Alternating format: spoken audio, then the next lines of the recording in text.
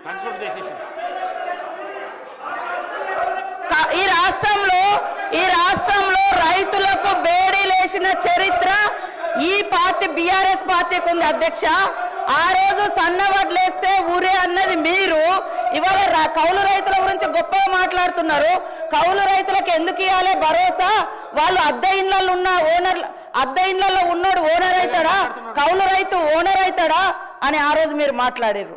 ఇవాళ రైతుల మీద ఏదో గొప్పగా మాట్లాడుతున్నారు. నేను సవాల్ చేస్తున్నా అధ్యక్ష, ఈ రాష్ట్రంలో ఉన్న అందరి భూముల మీద క్లీన్గా అక్కడ ఒక దగ్గర 100 ఎకరాల ఫామ్ హౌస్ ఉంటుంది, కానీ 10 మంది పేర్లు ఉంటాయి.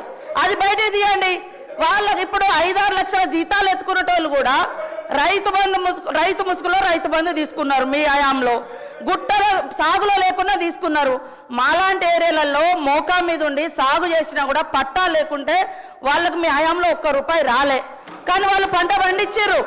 మీరు ఇచ్చింది రైతు బంధు, రైతు పెట్టుబడి కాదు, పట్టా పెట్టుబడి ఇచ్చారు. పట్టా ఉంటేనే ఇచ్చారు ఆ రోజు, కానీ కౌలు రైతులకు ఇయ్యలే, చిన్న సన్నకారు రైతులు పట్టా లేనటువంటి వాళ్ళకి ఇయ్యలే. అదేవిధంగా రైతు రుణమాఫీ గురించి గొప్ప చెప్తున్నారు. మీరు అనేక మందిని మీరు చేసినటువంటి రుణమాఫీ వడ్డీ మాఫీ అయింది, రుణమాఫీ కాదు. అది వడ్డీ మాఫీ. ఆ వడ్డీ మాఫీలో కూడా మీరు అనేక మందికి రైతులకు నిబంధనలు పెట్టడంతో చాలా మంది ఈ నిబంధనల మూలంగా మేము ఇచ్చినటువంటి రుణమాఫీలోకి కూడా కొంతమంది రెన్యువల్ కానేటువంటి పరిస్థితి వాస్తవం. అలాంటి వాళ్ళే ఆగింది. అది 2014 నుంచి కొనసాగుతూ వస్తుంది. మీరు చేసినటువంటి రుణమాఫీ నిబంధనలు కొనసాగుతూ వస్తున్నాయి. కాబట్టి అది గుర్తుపెట్టుకోండి. మీరు అన్ని బాగా చేసినాక 30,000 కోట్ల రైతుల రుణమాఫీ కాకుండా ఎట్లున్నాయి? మీరు అన్ని రైతులను రాజులను చేసిర్రు, రైతు బంధు ఇచ్చిర్రు, అన్ని చేసినాక మళ్ళీ 30,000 కోట్ల రూపాయలు వాళ్ళ మీద ఎందుకు భారమైంది? ఎందుకు రుణాలు మిగిలినాయి? అది చెప్పండి. కాబట్టి ఇవాళ కేటీఆర్ గారికి ఒకటే అడుగుతున్నా, మీరు 10 ఏళ్లలో భూమి లేనటువంటి ఒక్క పేదింటి బిడ్డలకు మీరేమిచ్చారు? ఓకే, 100 ఎకరాలు ఉన్నోళ్ళ గురించి అన్ని ఇవ్వాలి, లక్షల జీతాలు వచ్చినా అన్ని ఇవ్వాలి అని అంటున్నారు. మరి పేదోడికి మీరు ఈ 10 ఏళ్లలో కనీసం ఉచితంగా కరెంట్ ఇయ్యలే, కనీసం ఇవాళ ఉచితంగా ఎర్ర బస్సు ఫ్రీ ఇస్తే కూడా మీరు ఓర్వలేకపోతున్నారు. అదేవిధంగా వాళ్ళకి 10 ఏళ్లలో ఏమి ఇచ్చిర్రు?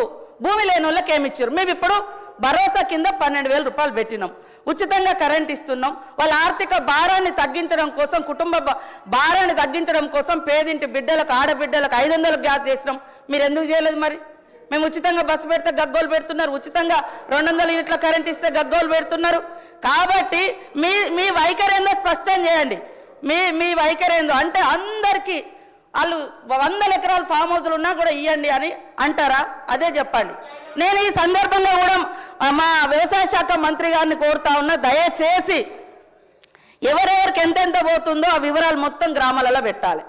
ఏ కుటుంబానికి ఎంతెంత రైతు బంధు పోతుంది, ఎవరెవరిది ఎంత అనేది వివరాలు బయట పెట్టాలి. పేదవాళ్ళకి ఆ ఊర్లలో ఏమేమి వచ్చినాయో కూడా బయట పెట్టాలని కోరుతా ఉన్నా. కన్క్లూడ్ చేయండి ప్లీజ్. కంక్లూడ్ చేస్తారంటే కూడా చేయనిస్తలేరు సార్. కన్క్లూడ్ చేయండి అధ్యక్ష. వారు చెప్పిన దానికి మేము చెప్పిన దానికి తేడా ఏముంది సార్? మంత్రి గారు చెప్పారు, మంత్రి గారు అన్నారు మరి 30,000 కోట్ల రుణం ఎందుకు వచ్చింది అన్నారు. ఎందుకు వచ్చిందంటే మీ ముఖ్యమంత్రి గారు చెప్పిండ్రు. ఏం చెప్పిండ్రు? స్పష్టంగా చెప్పారు. కేసీఆర్ గారు ఏమనుకుంటుండంటే ₹1,00,000 రుణమాఫీ చేసిన కదా వాళ్ళంతా నాకే ఇస్తారు అనుకుంటుండు, కానీ ఆ ₹1,00,000 రుణమాఫీ అయిన వాళ్ళు కూడా మీరు అర్జెంటుగా బ్యాంకు కురుకుండ్రి, 2 లక్షలు తెచ్చుకోండి, నేను రాగానే డిసెంబర్ 9 నాడు సంతకం పెడతా అని చెప్పిందే రేవంత్ రెడ్డి గారు. నేను వేరే చెప్తున్నాను, వీడియో చూపెట్టమంటే చూపెడతా. ఆయన వల్లనే జరిగింది అధ్యక్ష. ఇంకొక మాట అధ్యక్ష, ఇప్పుడు ట్రైనింగ్ అన్న చక్కగా ఇవ్వాలి మీ ఎమ్మెల్యేలకు. నేను ముఖ్యమంత్రి గారిని కోరుతున్నా, మీరేమో 100% రుణమాఫీ జరిగిందని మీరు చెప్తారు, వెనకకెళ్ళి మీ ఎమ్మెల్యేలు వేసేమో నాకు 70% అయిందంటారు, బయటనేమో రైతులు చారణ కాలేదని బయట రైతులు అంటున్నారు. ఏది కరెక్టో మీరు తెలుసుకోండి. ముందు 25% అయిందా, 30 అయిందా, 40 అయిందా, 70 అయిందా, 100 అయిందా? చివరిగా అధ్యక్ష నేను ఒకటే చెప్పి ముగిస్తా అధ్యక్ష. మేము ఈ ప్రభుత్వాన్ని ఒకటే కోరుతా ఉన్నాం, రైతు